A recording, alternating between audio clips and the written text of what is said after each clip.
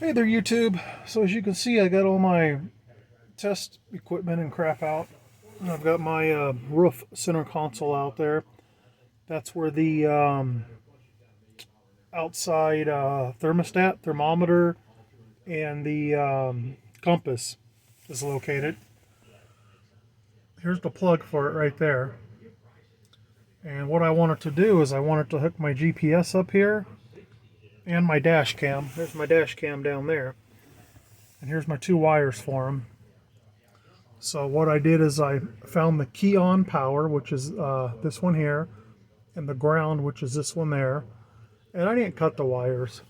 I just took my wire cutters here and just stripped it back on each side, and then took a razor blade and cut it. So cut the insulation so it's still intact. Wrap my wires around there and soldered it up. I'll go ahead and tape it now, and I'll show you. Like right now the GPS is on. I'll go ahead and turn the key off, and that'll turn off and start counting down.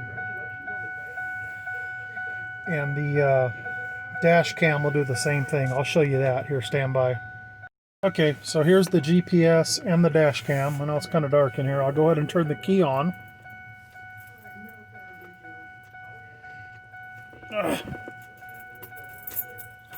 There we go.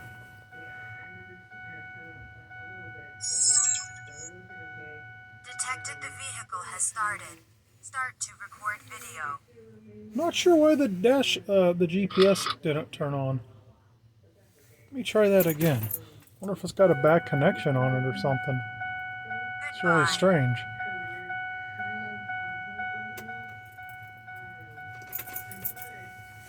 There we go. I think I had just turned it off and didn't wait. Detected the vehicle has started. Start to record video. Yep, so there's the dash cam, there's the GPS.